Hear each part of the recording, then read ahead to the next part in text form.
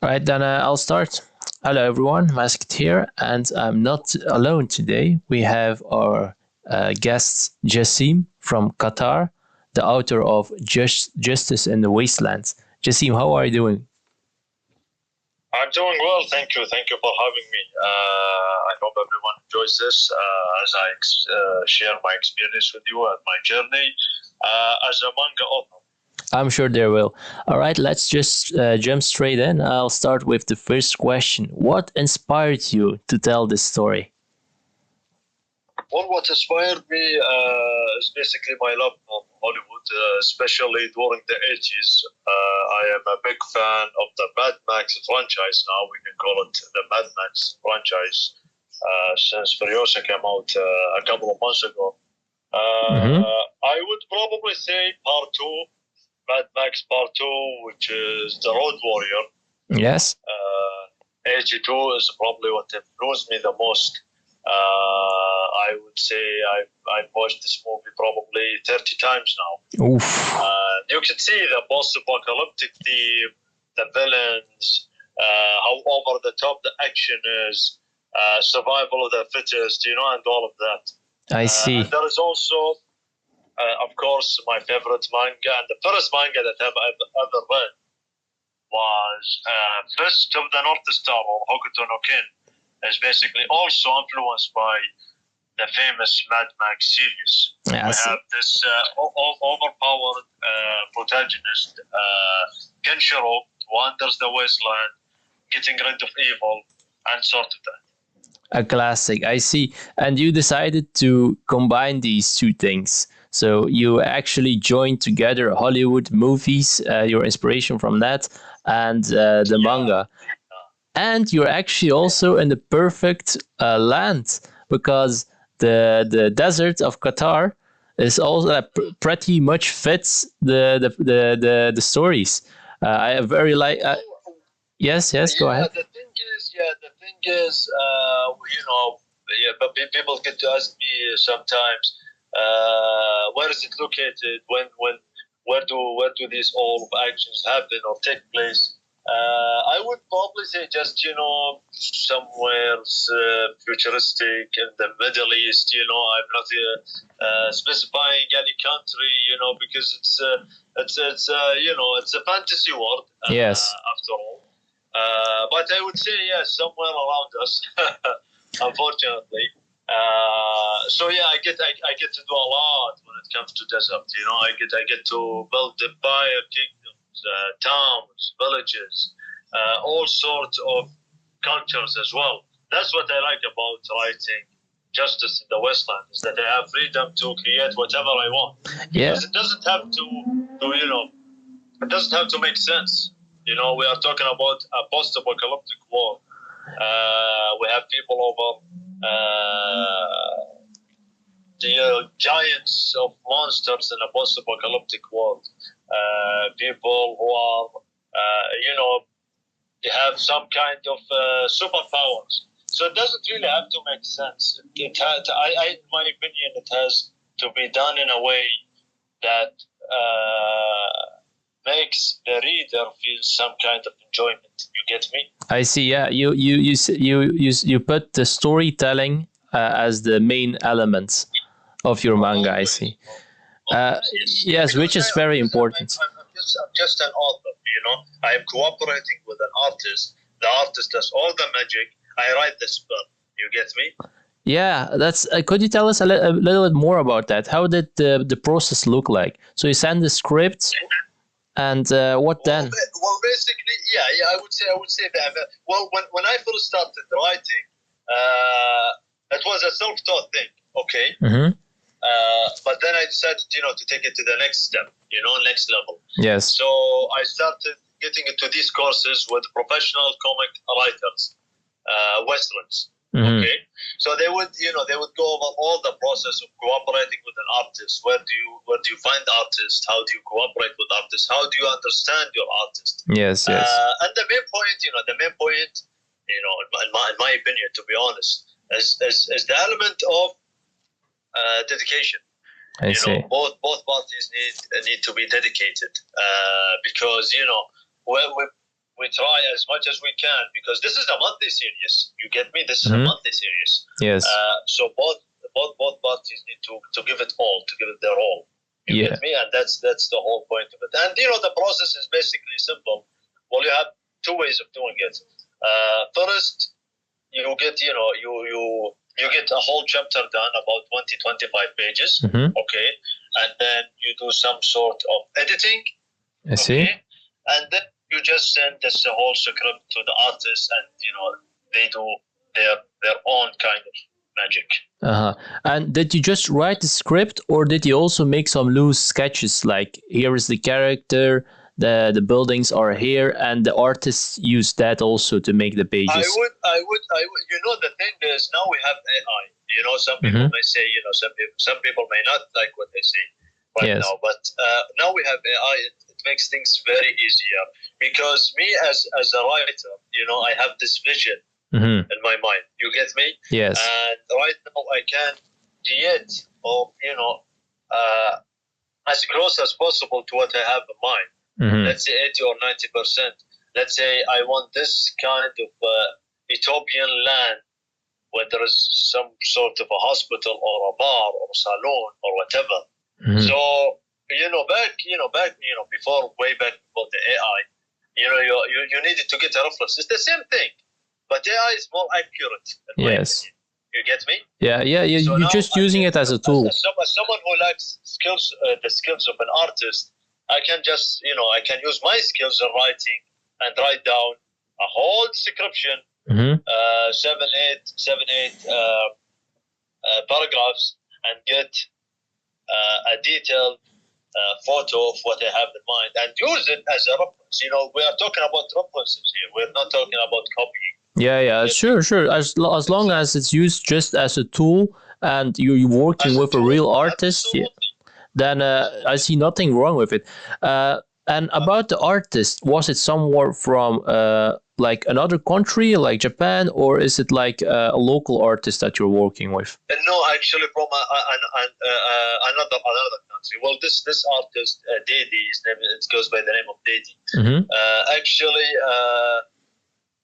I first came across his nickname was actually during a silent, some sort of silent competition held by Shonen Jump itself. Yes. I participated in that competition. I didn't get any rank or whatever. You participated with this manga. Sorry. You participated in the competition with with this manga, Justice in the Wasteland, or with another? It was a silent thing. Yes. It's a one-shot short stories, about 14 pages, I believe. The silent manga competition. Exactly. Yeah. I know that one. Yes, and that's where I met my artist, and from there, I discussed my idea, because I had, Justice in the West was something that I had a very long time. I've been developing the story since 2019. In 2020, what happened? Everything went down, unfortunately. So I had to postpone the whole thing for a year. Yes. And when I got the whole thing, when I got my outline ready, I contacted my artist and said, "Hey, listen, the first chapter is ready to go." Was like, "Really?" He said, "Yes, yeah. The first chapter is ready to go. Let's see how it goes." Because I was, based on my outline, I had about 10 chapters. Yes. You see? That's quite a lot, yeah. 10 chapters. Yeah, that's exactly. That's because, of COVID. You get me? COVID was, it was boring. Yes. Those days were boring.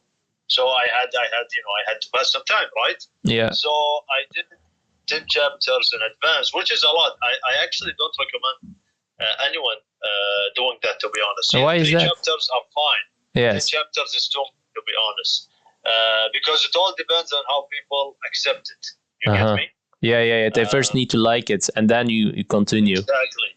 Exactly. So basically, when when everything, slowed down a bit, I was like, "Listen, I've got the first chapter ready. What do you think?" He said, "Listen, I've never done anything like it." I said, "What do you mean?" He said, I've never done any post-apocalyptic, violence, gore, guns, and all of that. My kind of art is basically soft. Yes. Very likable among the youngsters. I was like, listen, there is a first time for everything.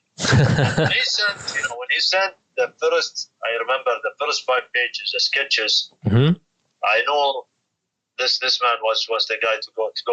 You get me? That's a good story. Yeah. Okay. Yeah. Let's give it a shot. Let's have fun with it. Let's do the first chapter. If it does well, that's fine. If it doesn't, it was a pleasure. You get me? Yeah. It did well. Yeah, I see that. The art is just phenomenal. I would say, like, this is really top quality art that I see. The backgrounds are good. The characters also have this really cool style, a classical manga style. Classical, yeah. That's what I was aiming for. Exactly. That's because, to be honest, during that period, I would say during 2021, it was very tough because I remember during 2021, I probably contacted about 30 artists. I see. I'm not even kidding. I'm not even exaggerating. Yeah. And those artists, of course, they are awesome professionals, quality stuff, but not what I had in mind. You get me? I actually really know what you mean, because manga is evolving all the time. The art style, the storytelling, and the art style, the newer mangas that you see, like, My Hero Academia, Jujutsu Kaisen, they all have this, like, how would you say it?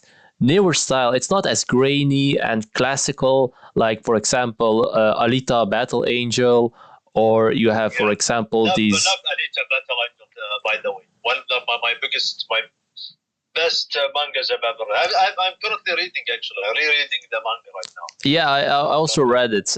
It's one of the most special mangas that I read also. Oh, tell me about it. Tell me about it. So fun. Yeah, and the art is crazy. Yeah, for that time especially. And you don't have mangas like that in this day. You don't see mangas like that. They oh yes. This kind of a style, this kind of storytelling is somehow has changed. Maybe probably there is some sort of new direction going on. I have no idea. I don't know, to be honest. Yeah, we can clearly see that the old mangas are still the favorites of people. It's because it's started there, and we also see that people kind of return to the old. You can see it with fashion and other things. Absolutely see that. I could absolutely see that. The whole episodic thing, Yeah. episodic style of writing. The 90s and 80s are like just still in the hearts of the people, I would say. And I see that you kind of went in that direction with your manga as well. Oh, tell me about it. For me, because the thing is actually when it comes to reading, the stuff that I read, whether it's comics or manga, I usually read classic stuff. Yes. You get me? Yeah.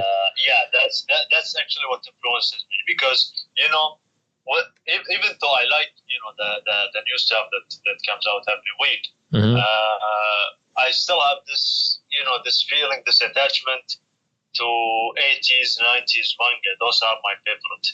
I see. Yes. Most of my ideas come from, to be honest. Just to about the main character. Let's go to the main character, Sarah. What inspired you to choose for a female protagonist, who is also very much muscular, as I can see? But that's something that, like, the world itself explains. She has to be strong. But why a female protagonist? Well, a female protagonist, to be honest, because during that time, I was obsessed with a manga called Fairy Tail.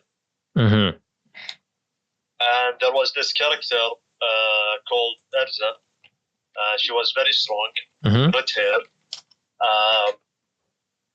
cool abilities, cool costumes.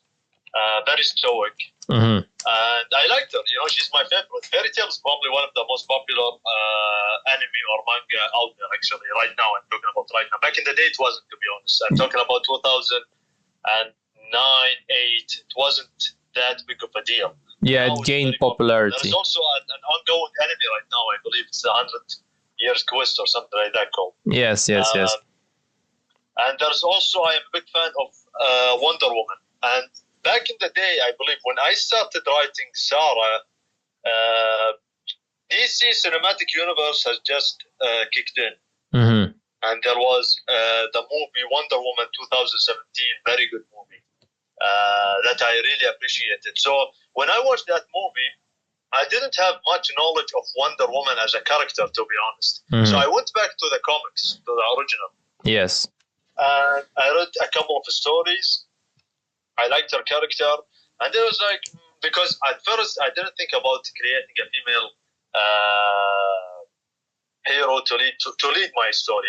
Definitely, I had the idea for a sidekick that would be a female, but not the main lead. So when I read the story, so I was like, okay, you could actually create a female hero that could actually be a lead to your story.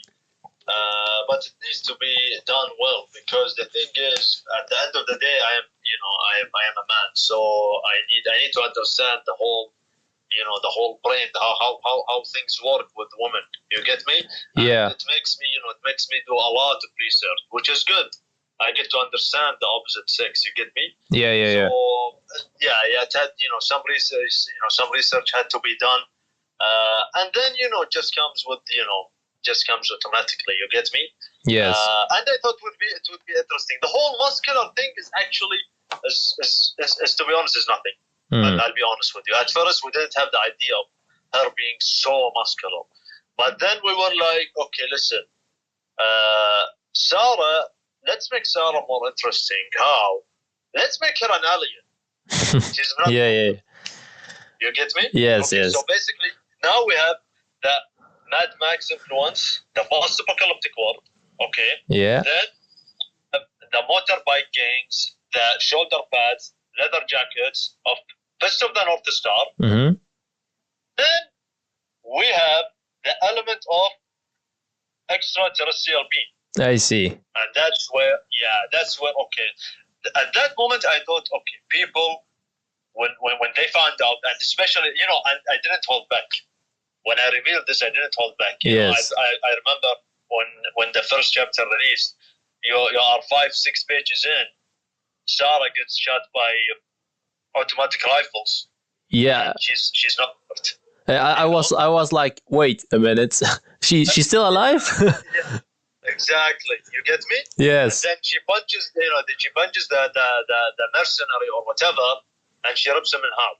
Okay, now we're talking. This is not normal. It's a very bold move, yes. Like to start your manga like that, but it also that makes it interesting. Like you want to know what happens next.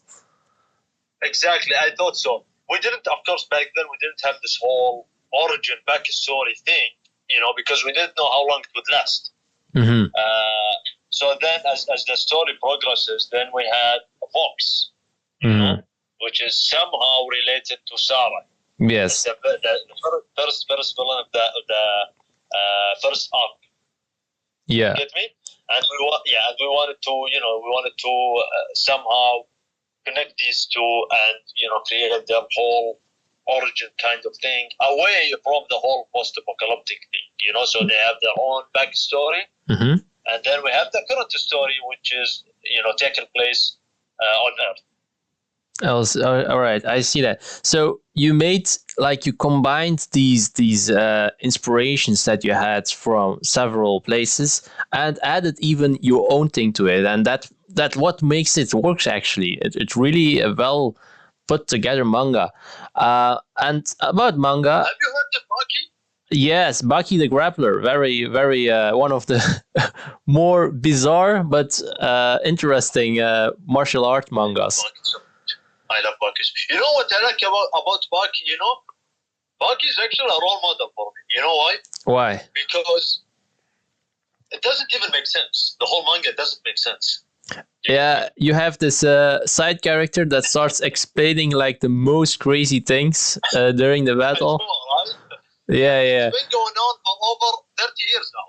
Uh-huh. So why not me? You get me? Yeah, yeah. As long as you know when I try, you know, sometimes I get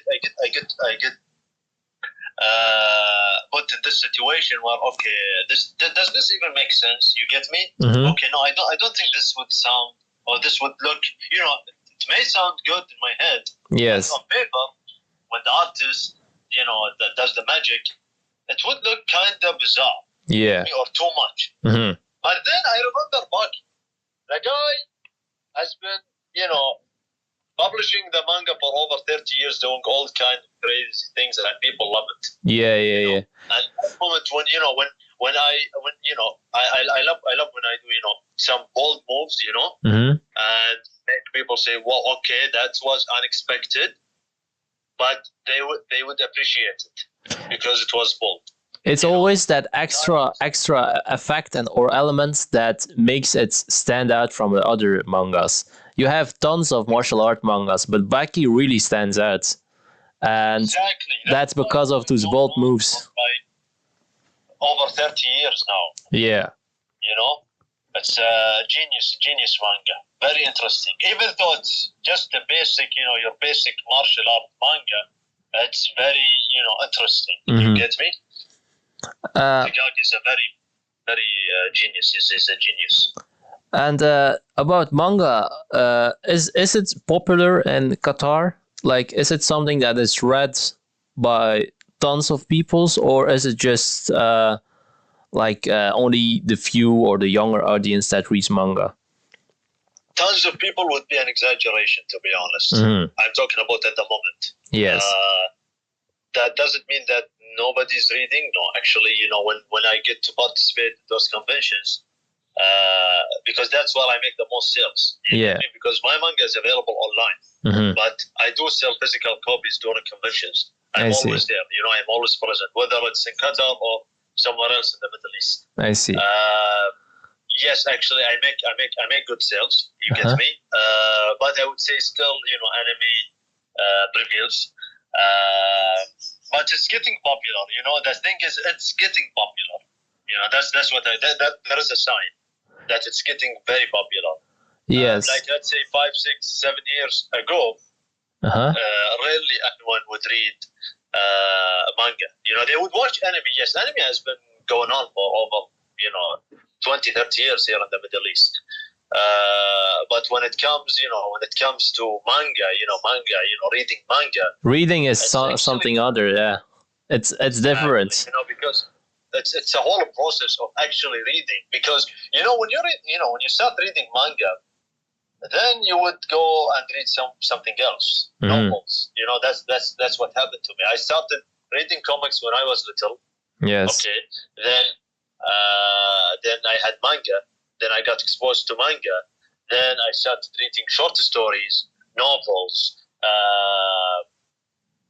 mystery, crime, whatever. You get me? Whatever. Yes, yes. So the whole process of reading is actually is a hobby. Yeah. You have to love it. You are building a hobby actually. Yes. And you say that your manga is also like selling well. Are you like having an anime in mind if it ever really like blows up?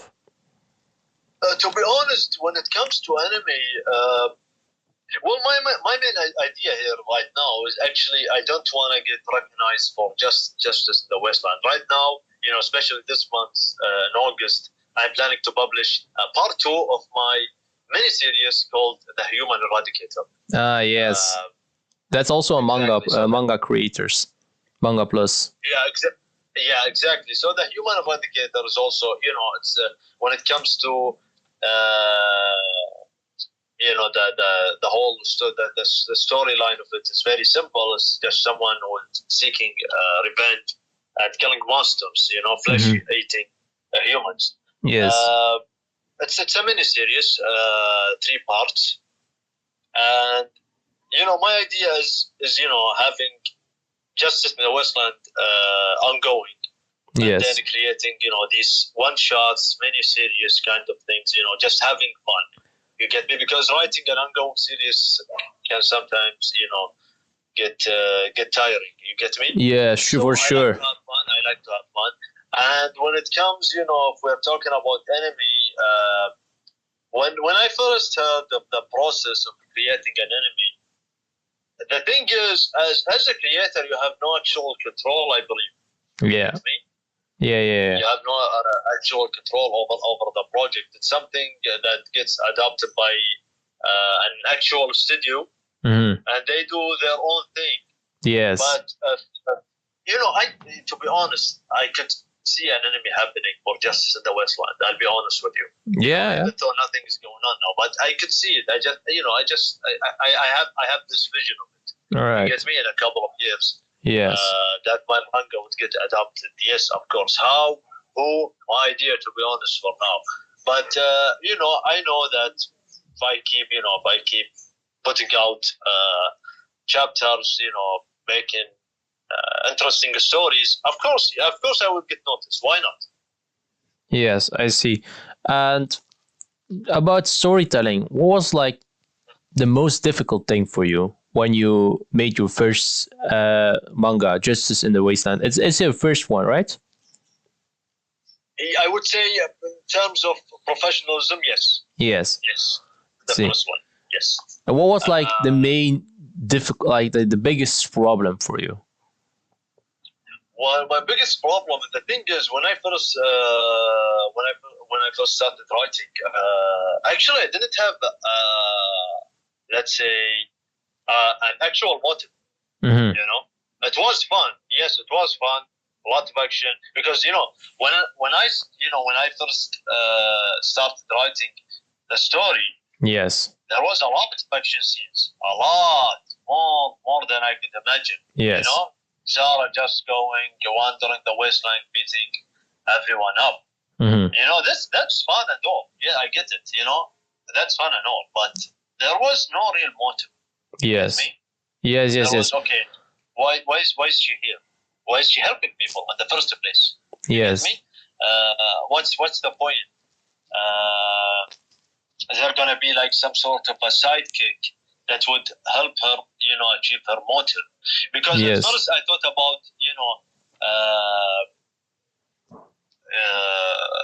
presenting a sidekick in a couple of, let's say 3-4 chapters in. But we are also talking about actual people who are reading the story. So people are not hooked from the first chapter, even from the first couple pages. You might get your whole idea just scratched. Yes. Me? I see what you mean.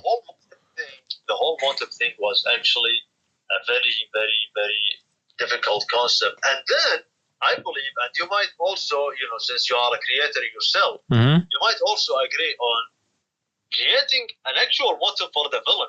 That's even the toughest part, to be honest.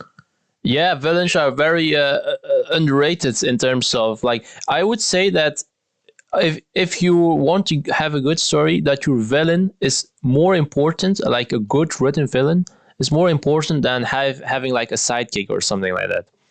Tell me about it. Yes. And so why are we fighting? You get me? Yeah. The whole idea of why are we even fighting?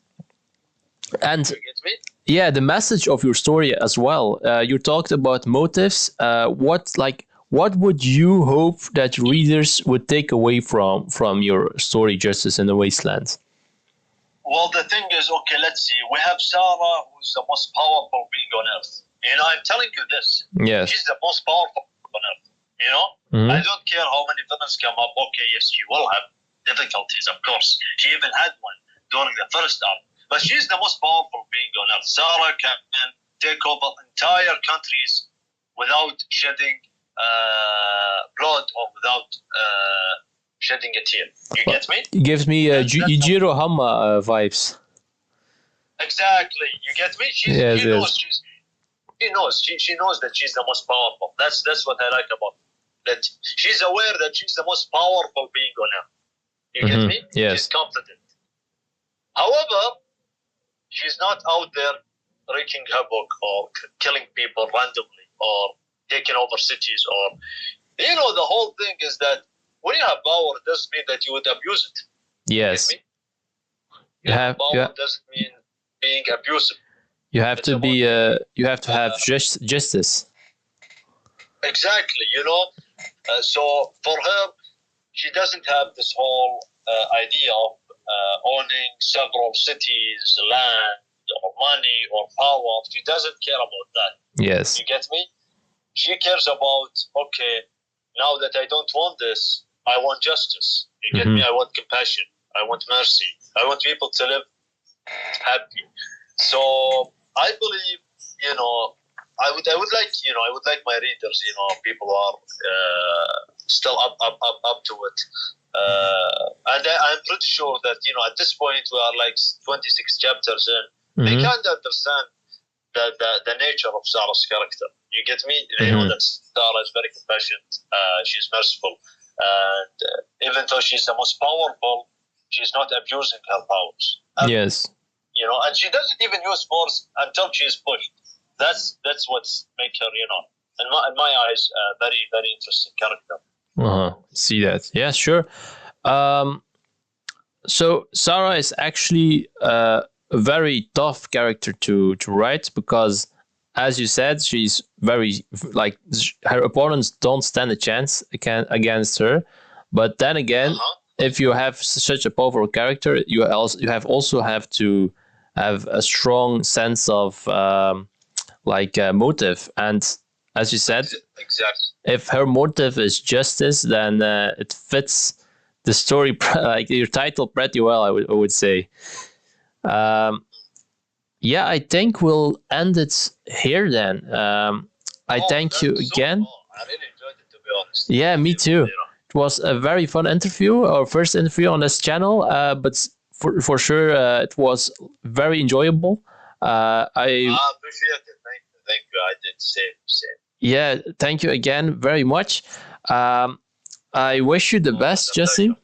And maybe we'll do another interview sometime. Inshallah. Thank you. Inshallah. Thank you very much.